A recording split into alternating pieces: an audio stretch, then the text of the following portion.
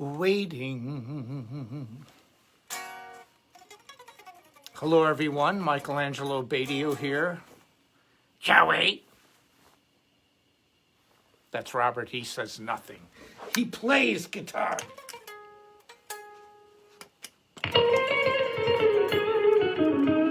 Hey, Denny, how are you? Cynthia, how are you? Yes, National Guitar Month, that's right.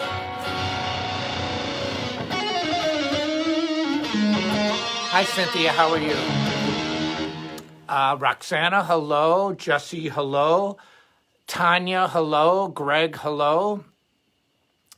Cynthia again, hello. Let's see, I don't know that Diaf, I think. Yeah, Roxana, I'm doing good. How are you? Okay, we've got a lot of people online now. Great. Yes, yes, yes. Let's see. Nick, hey, how are you? Does Joey have any April Fool's jokes? I don't know. The whole thing is just making me crazy. Let's see.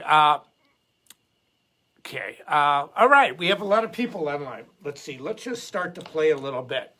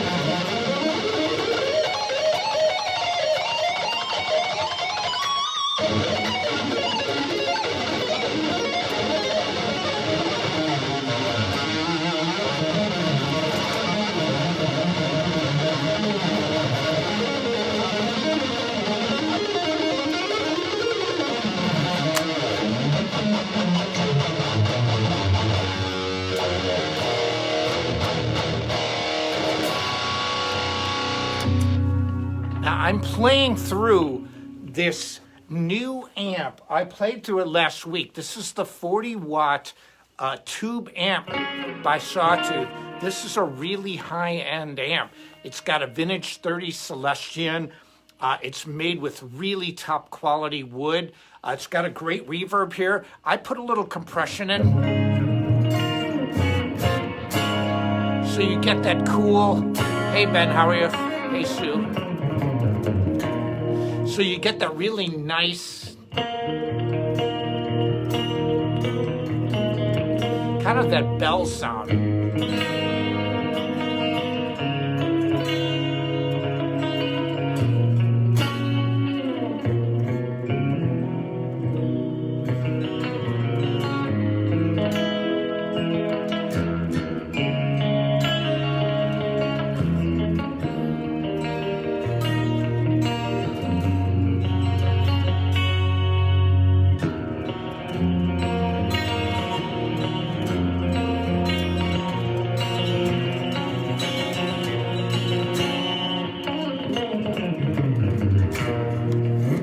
All right, now I thought, okay, let's see. There's a lot of people online here. Let me play a little bit more.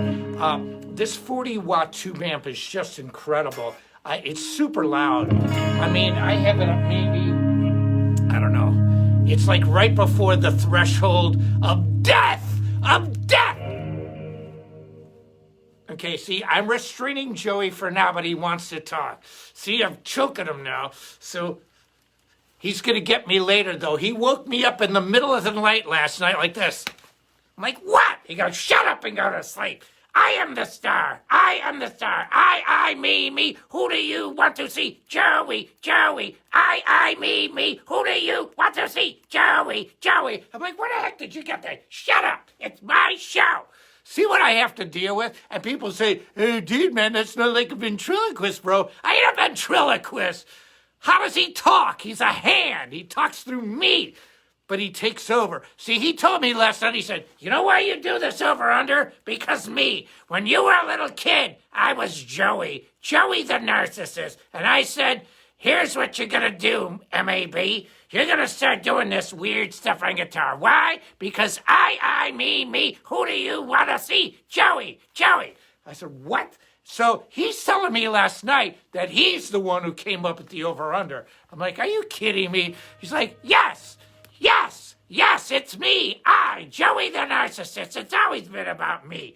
Now you ask, why is my mouth moving? Because he's a hand. He can't talk. He talks through me. All right, will you just shut up a little bit and let me play here? Okay, with this 2-bit.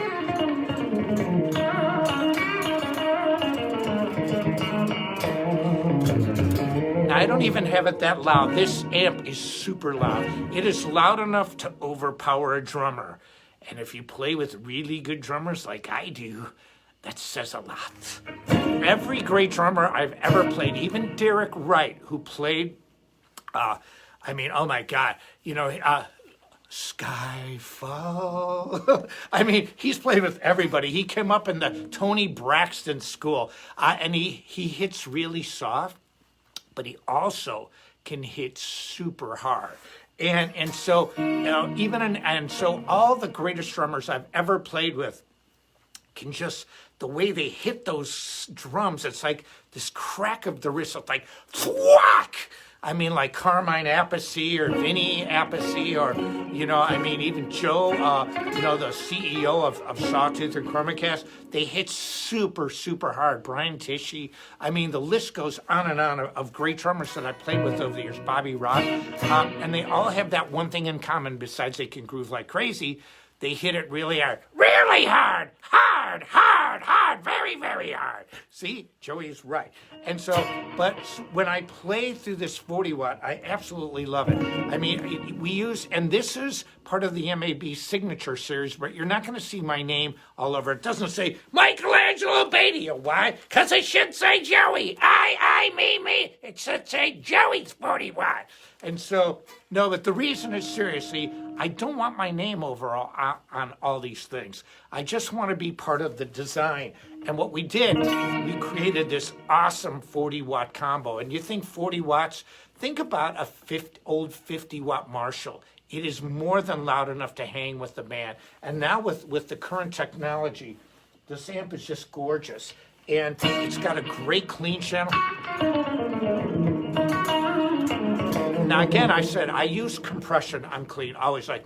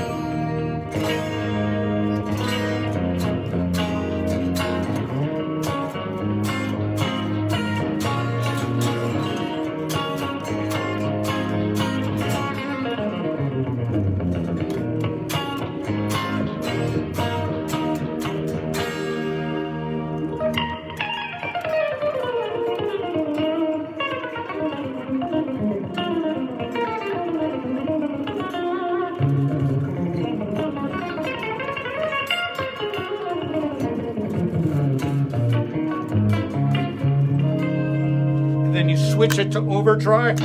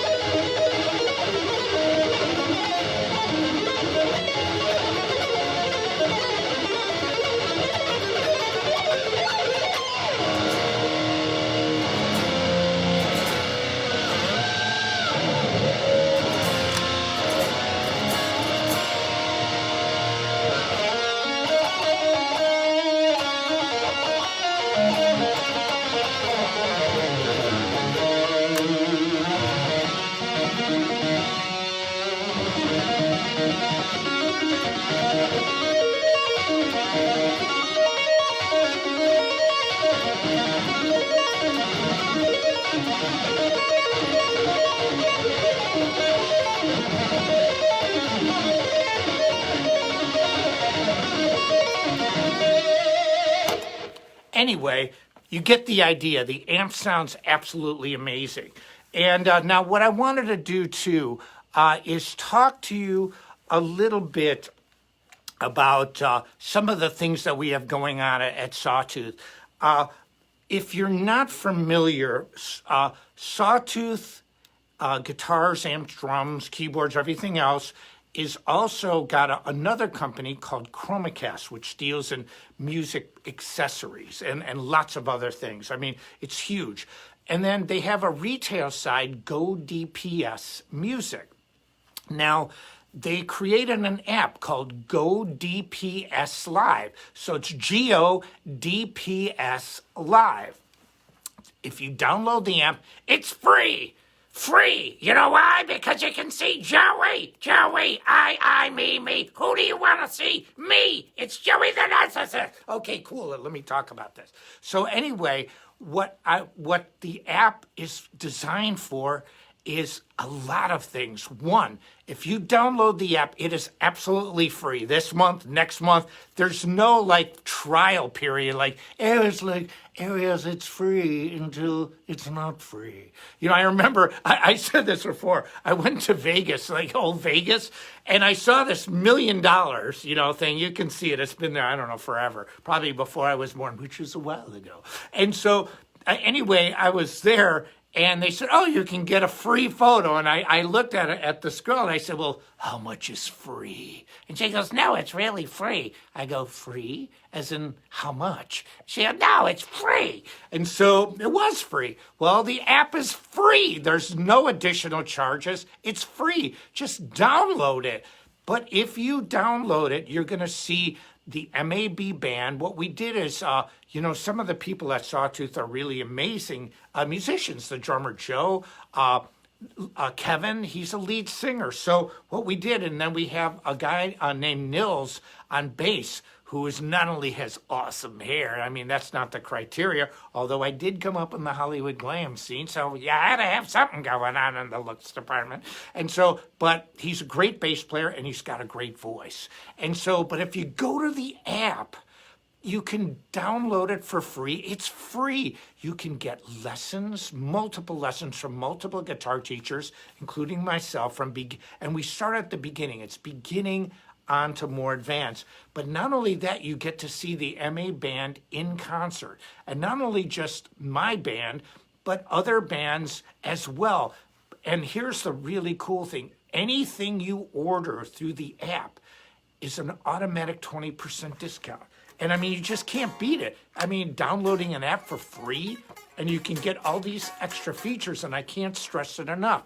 Download the app. Listen, let's talk turkey.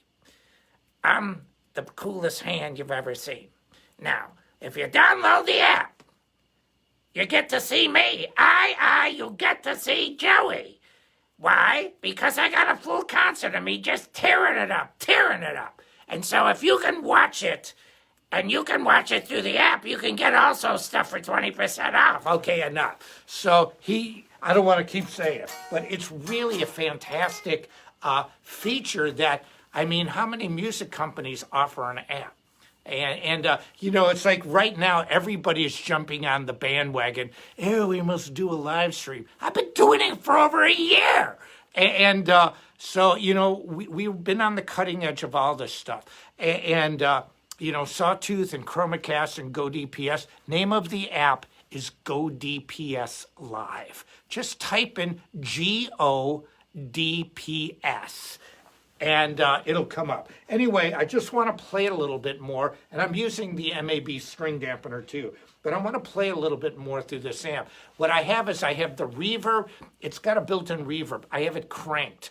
If you listen to a lot of direct sounds now with guitar players sitting there doing playthroughs and tracks, they really add the effects, the delay and the verb and all that. So what I did is I have my signature delay. You can see it right here, this blue that goes through the effects. So I have the delay set, and then so you're going to hear. And then when I switch channels, you can turn the reverb off with the foot switch. It's a 2-switch 2, as in metal.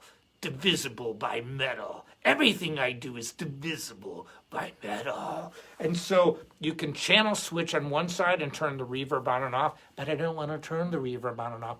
I like the reverb. So I have verb and digital delay going through the effects loop, but it's just a really awesome sound, and it's super loud.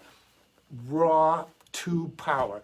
It's got two 6L6s for the power amps and two 2AX7 preamp tubes, and those are my two favorite tubes. I love them, and it's just so warm, and it just sounds so amazing. So you're gonna hear.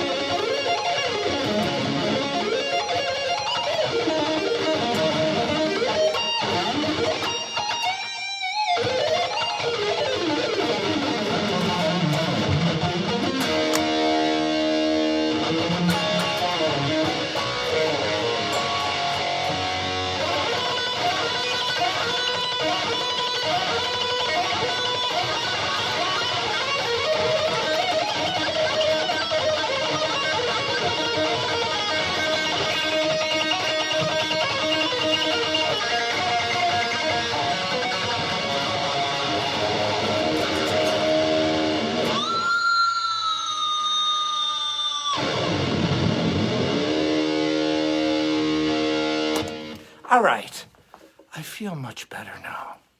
It was all me. It was me. Me. Enough. Ow. See what happens? It's like the Three Stooges in one head. This is crazy. All Robert does is Robert just kicks back and plays like he's possessed. So if you have any questions for Robert, he answers it like this.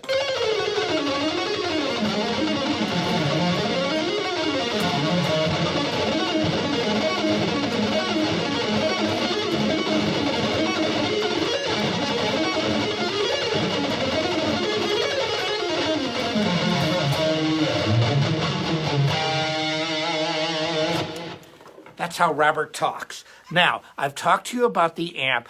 I want to talk to you about something else, my YouTube channel. I have really started working, The Evil Dead, somebody wrote that. I have really started putting content on my YouTube channel. And what I've started to do is I'm releasing actually 2 videos a week. You get the live stream there if you miss it tonight. You can watch it there. And then I release a new video on, somebody said, sounds like Tom Scholes. I love Tom Scholes. Hello from Italy. It's not always that way. I just have the compressor and the overdrive on, but I do love that sound.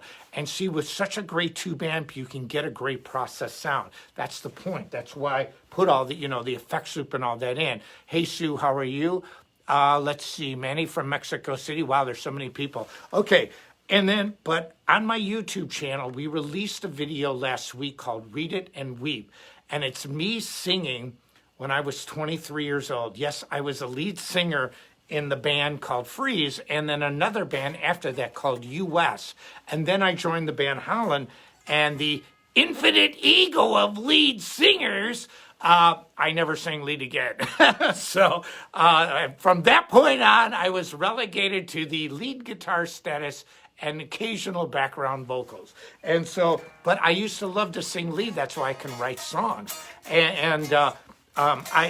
So what I did was we released a song called Read It and Weep from the band I was in called Freeze. I was still in college. In fact, no, at this time, I had just been a month or 2 from graduating college, and we recorded this song. So I sang the lead vocals, and we showed pictures of what we looked like when we were young, when I was 23.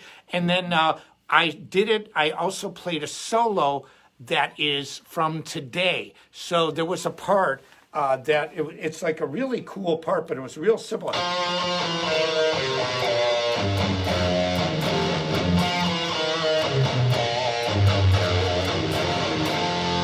And so there was nothing over the top. So the writer of it, Mark McNally, you might not know Mark's name, but I'll tell you what he did write.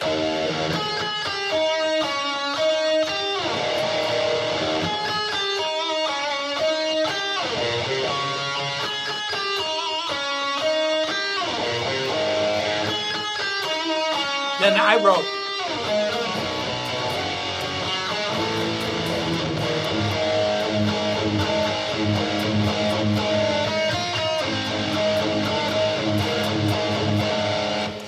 we wrote together the song 8 Pillars of Steel. So that was a collaboration between Mark and myself. And so Mark is a great songwriter, a great guitar player, but we were in a band together. And so and it shows like the early history of Mikey and Joey. Robert said, and Robert too. And so go to my YouTube channel. Also comment. The algorithms from YouTube pick things up when you comment more. And yeah, 8 Pillars is on there. We had the old owner of my former company before he passed away. He was a great bass player. But it was a while ago that he passed away. So, but anyway, I just wanted to tell you about the YouTube channel. And then a couple other things.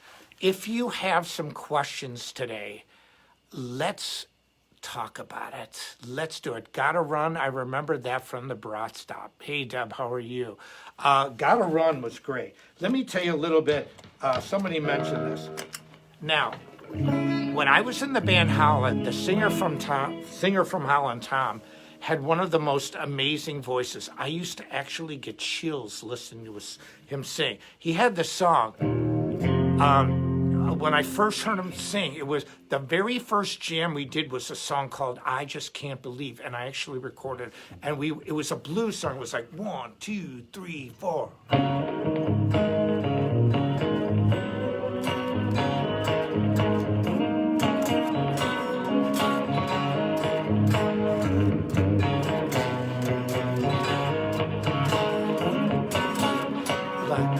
I just can't believe what goes on inside. There's nothing coming out of my way.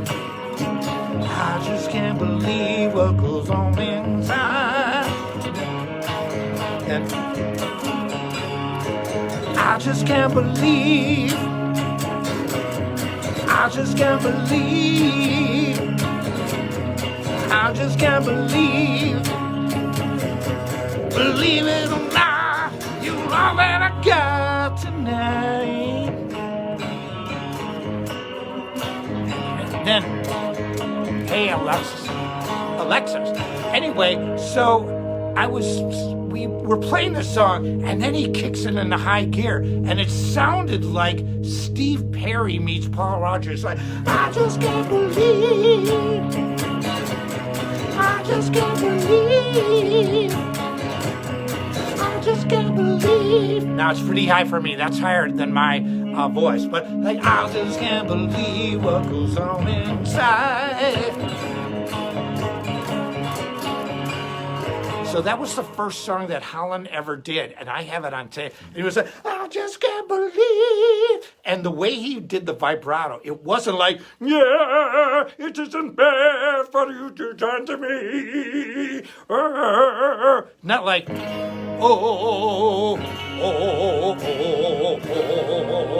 where your head is bobbing like, he got, It wasn't like that at all. I was like, wow. It was like awesome. And I remember, so I joined the band that day. This is great. I was in 5 bands in 1 year in LA. I was almost ready to go home. I actually called my dad. I was out in LA about a year. I couldn't find a band. I had no work. All the money that I had saved up to move to California, I had spent. And we partied back then. Not anymore. I wouldn't be around today. But anyway, And I remember calling my dad, and I had to call on a payphone to reverse the charges. I'm like, Dad, I don't think I can make it in L.A. L.A.? Oh, LA's really tough, Dad. I think I'm going to be coming home. Because if I would have gone home, I had session work. I had a business. I was making a lot of money. Teaching, all this stuff. And my dad goes, there's a guy named Joey Setner that called, and he said he's out in LA and he wants to talk to you. And I go, Joey? And Joey was a bass player, and I didn't really know him that well, but we both worked at the same music store, the Music Gallery in Highland Park, and which is where I taught Tom Morello. So I called Joey, and he's like, hey. So we're like two Chicagoans. What? Hey, Joey. Like Joey. And, we all sound like this guy from Chicago. See, I learned in California. Here's California. I have $10 to go to the concert.com. See, everything is like this. In Chicago, it's Chicago. What? I got $10 to go to the concert. I want a salad.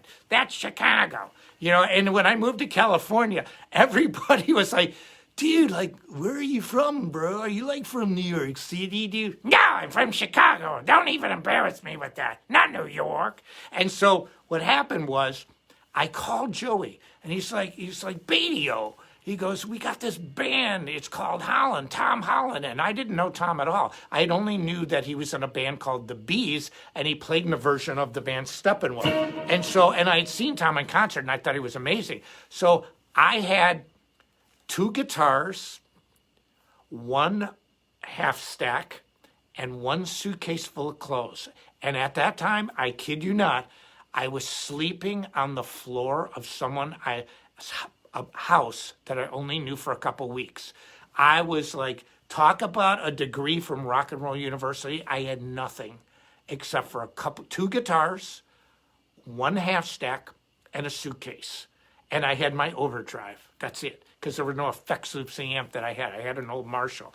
I had nothing. And I had to borrow my friend's car to go meet the guys in Holland. And I remember we called this car the Dentley. It was like Exorcist green split. Like, when your mother, blah, blah. Like where you see the barf, you're like, oh, he blows chunks, big chunks. That's what they call barfing in LA. Oh, he blew chunks, dude, big chunks. I'm like, what? Joey and I are like, are you kidding me? And so anyway, but it was that funky split pea soup, the weirdest looking green car, and it was all dented up. And so we used to kid around, and we called the car the Dentley. And so, I had no transportation. I had nothing. No money, no anything. So I drive this car, and I drive to La Habra Heights. Now, if anybody knows La Habra Heights, it's a awesome area. And I'm driving up this hill, and I see this, gate. And I look in, and there's this long driveway. I was so embarrassed because I had nothing. I had nothing. And I was so embarrassed because this is a $1 million house. I pulled at the bottom of the driveway and walked up this hill. It was the top house on a mountain. And that's where the Holland guys were. And it turned out that they rented this house from a woman that was in Jerusalem on an archaeological dig. And later, and so anyway, I go there and I say, hey man, can I get some help? I got my amp there down, and they walk down and they start laughing. They go, hey dude, we saw you from the security cameras. You don't have to be embarrassed about the car. I'm like, I just started laughing. And then I was embarrassed. I was truly embarrassed. I've never been that broke in my life. And I've never been broke. I paid for my own college tuition. I've always done really well in music. And, I worked super hard, as you know. And I had nothing. I'm not kidding. I didn't have $5 in my wallet. I had nothing. And so I had enough gas to get there and back, to give the car back. And so anyway, from that point on, when we did that, and I heard, I just can't believe what goes on inside. I just can't believe. I just can't believe. I just can't believe. Believe it or not, you're all that I got tonight. And when I heard that song, we just gelled. It clicked. Then we started writing songs. When we released Little Monsters on Atlantic, 5 of the 6 songs that were written, that went on that album, were written in one day. And I remember we were sitting at the kitchen table. I moved into that house that day.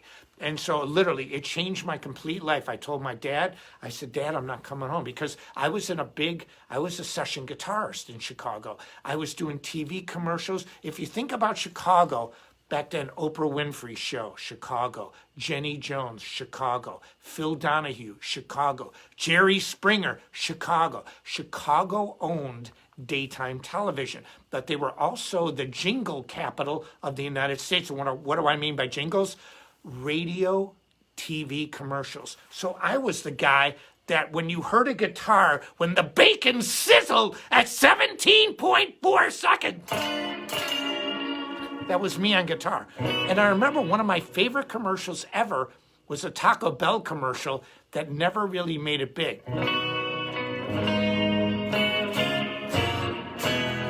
And I'm gonna sing it for you. And you've probably never heard this commercial. It had limited play, then they stopped it, then we did the ones that you know, like, it went, this was my all-time favorite Taco Bell commercial. Taco Bell, Taco Bell, it's just made for you. And I was like, that's bad! And then and then we also did a thing like, Fame, the song Fame. You know, Fame, I want to live forever. I do. Okay, enough of that.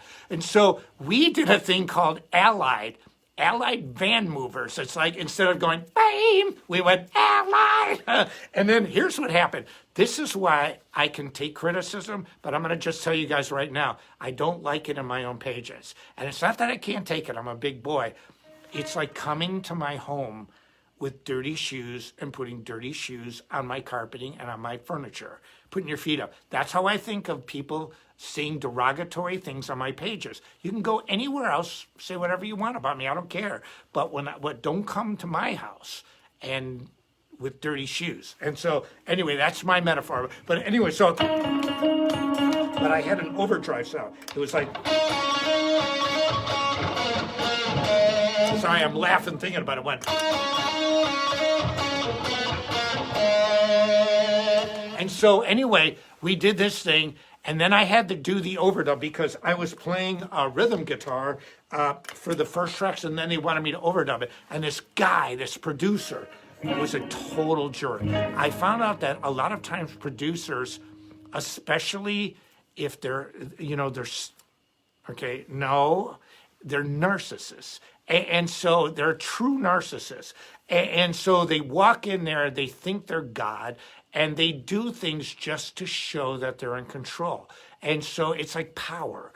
And so what happened was, when I went to do the Fame, I want to live forever. Okay, so anyway, it's Fame, I want to live forever. But we did Allied Van Movers. It's a big company called Allied. And so what happened was, I go to do the overdub. And now I'm in the area that they're all in the control. It was called TMC Music, Todd McGuire, TM. And I did session work for him for years, and a lot of big stuff. And that was one of my main sources of income. That's how I could pay for college. I taught guitar. I mean, and I had nothing in California. I gave it all behind to be a rock star. But anyway, in Chicago at this thing, this is really important because this is my degree in Rock and Roll University. That's why when I tell you stuff, it comes from a lifetime of experience. And so I am sitting there. Now I'm in the area where the drums are. We always used to play live. There was a drummer named Jeff, the keyboard player Gordon, we had a bass player, and me. We were the core band, and I was in an ISO booth with just literally my amp and a guitar. And I had the sheet music in front of me, and I used to just play. We all played together, so those were the bed tracks. Then I had to do the overdub of this lead guitar part. And Todd told me, he said, Michael, just learn it like the record. And so I said, yeah. So I played it. Now I'm in the room, now the big room, because that's where the drums were. They were in the biggest area. The guitar was just, close mic, no big deal. And so I was in my own, but now I'm in the drum room. So it's a big studio. It was a studio called Head and West, Hedden back then. It's not around anymore. So anyway, I do the overdub. I go like this. And the producer was this big, heavy-set guy with overalls, and he brought these hot chicks with him. And so I'm like, and then Todd McGuire from TMC, the owner of TMC, they're all, the producer, the girls, everybody is in the control room, and I'm in the area, the playing area, and like it would, Studio A, Studio D, like at the record plant, whatever it's called. And so I did the overdub, and the guy goes on the playback. He hits playback. That's wrong! And Joey and I are like, what? And he goes, that's wrong! And he walks in there, and he and I'm a big guy, man. I'm 6 feet tall. I'm like, this guy grabs me, and he's like, you're doing it wrong. And he's like embarrassing me in front of everybody. He's like, you're doing it wrong. And I'm like, and I was cool. I've done a lot of session work. I'm just listening to this egotistical, narcissistic jerk. And I'm like, and he goes, I want it like this. And he grabs me like this, and I'm sitting down, and he takes my guitar, and he goes like this. He starts pointing to the notes, and he goes, I want it like that. And he was yelling at me, and Todd's looking at me with this, look, he's the owner. He's like, you better do this right, bro. You better do this right, or somebody else is going to be in your spot the next day. And so I'm like, okay. So I sat down, I said, okay, I will do it like you asked. I said, and so what I did was I went,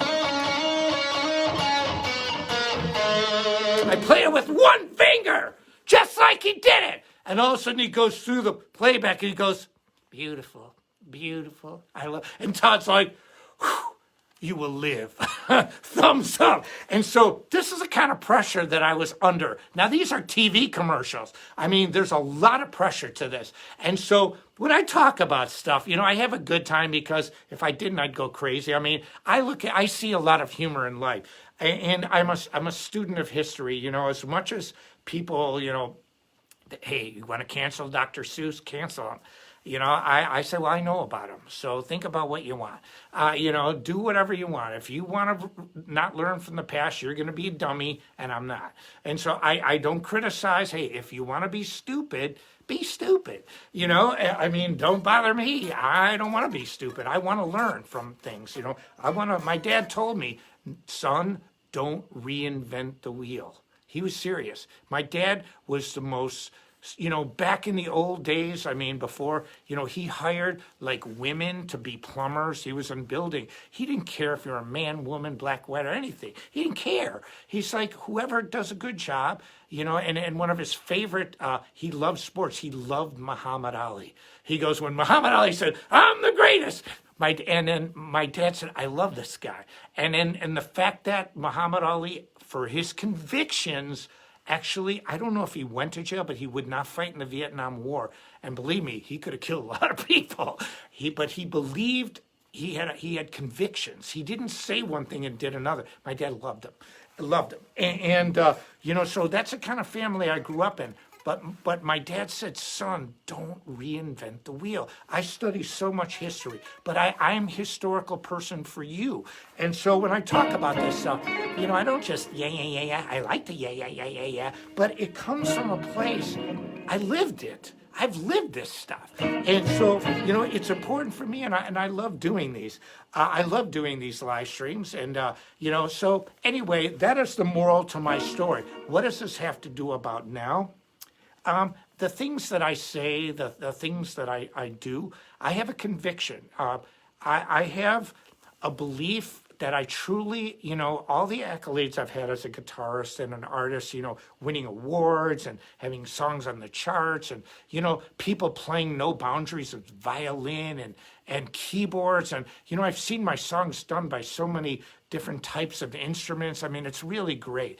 But one of the things that I love more than anything is when somebody says to me, Michael, you really helped me. Look at Tom Morello. Tom's my friend, but he didn't have to go on Howard Stern and sing my praises. He did not have to do that. And I really appreciate that. He's done this more than once. He told me it was a musical epiphany what I showed him on guitar. Because, see, my teaching is not based on ego. It's not based on, you have to like what I like and do what I do. I have a weird picking technique. Only Robert truly understands this. But just going...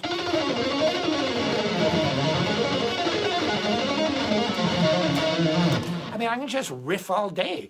And it's so comfortable for me, but it doesn't look normal. Robert rests his 3 fingers on a guitar. I always can play the guitars. And it doesn't matter if the string height is lower or higher. Somebody asked me today, well, do you angle your pick more on the lower strings? You want to know what Robert says? But he can't talk. He just picks. He doesn't care. See, paralysis through analysis. Once you overanalyze something to the point where, is it good? Is it bad? Does it suck? Is it mediocre? I don't know. I don't know. Ah! What are you going to do about it? Nothing! I'm going to be paralyzed with the fear that I don't know. And so that's what happens, paralysis through over-analysis. And so Frank Zappa said it more brilliantly. Is that even a correct sentence? Well, it's like, we got y'all. Is that a sentence either? I don't know. And so, what's the new, we got you, okay? Achoo? Are you sneezing? And so, but the point is this. If you can do that, and you can do it clean, and you can do it fast, you don't have to second guess yourself. You're doing it right. The biggest thing you have to worry about is if you play for a prolonged period of time and you start to develop tendinitis, whether it's inside or outside, there's 2 different kinds, whether you develop wrist problems, whether you develop things that are detrimental to your playing now and detrimental to your progress later, then you have to ask yourself, what am I doing wrong? And that's where Michael comes in. And Robert, I have developed a methodology that works because, see, I didn't listen to pundits. I don't listen to prognosticators.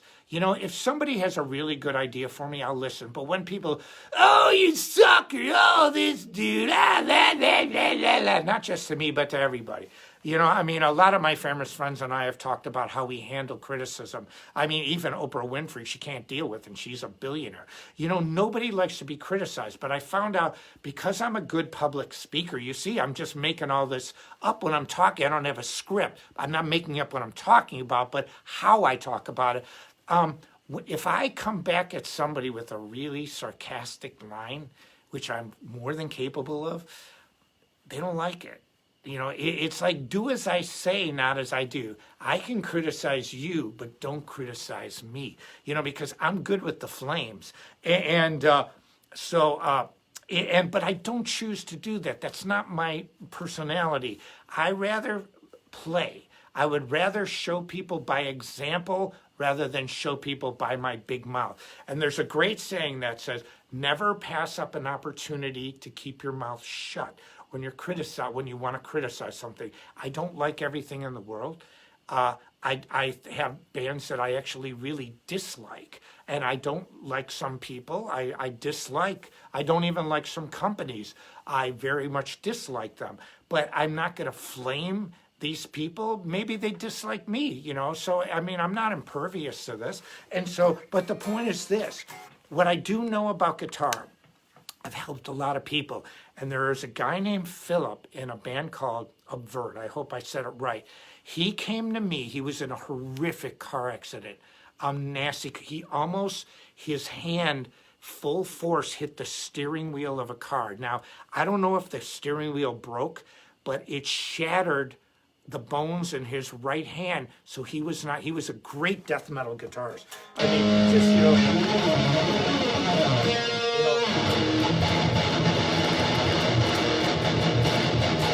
just rip it. And now I had the neck position. That's not the right pick.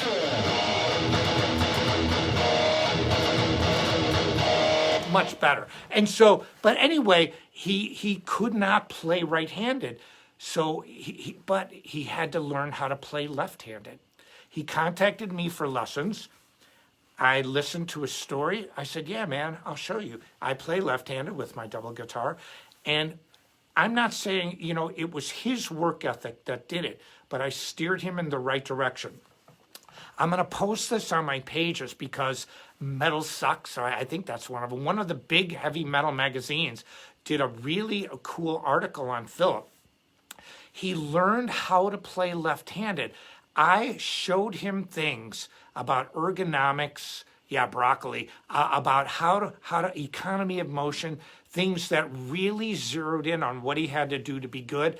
And all credit to him, he did the work. He practiced what I told him, and he practiced. I explained the methodology and how to go about doing this. It was amazing. He's a great left-handed guitarist. And when I first watched him play, picture yourself never having played the other way, or like if you're a baseball player, I'm lefty, right? So I throw a baseball lefty, put it in your right hand.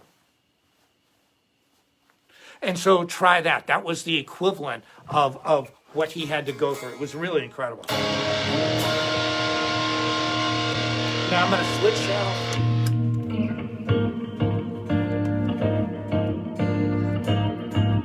Now I've got some stuff on this guitar today.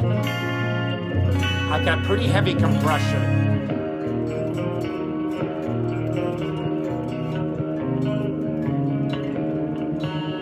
This is a song that I had on my Intermezzo CD. It's called Oceans of Time.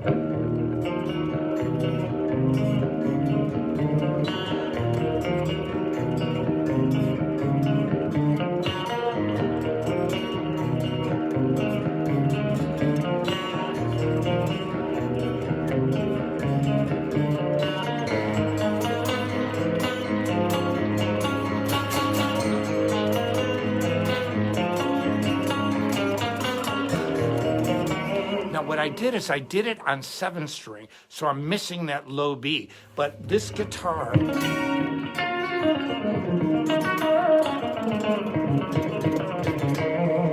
M, this is the Sawtooth M24. Let me tell you about this. We are going to be releasing a relic pretty soon on this. You've got to see this guitar. It's absolutely amazing. And we are going to be finally releasing, it took a little while. COVID has messed a lot of things up.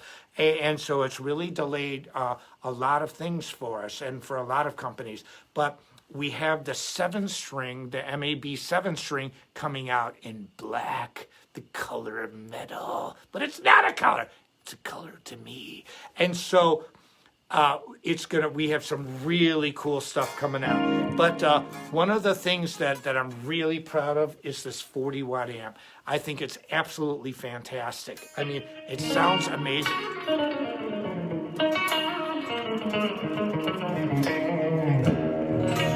Now, again, I've got some really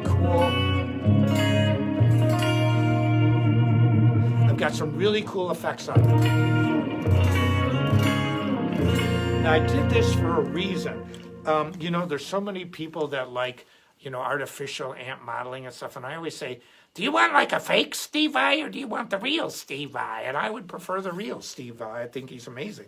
And so, you know, it's the same thing with an amp. I love the sound of tube amps. I have a saying, and it's true, they push air.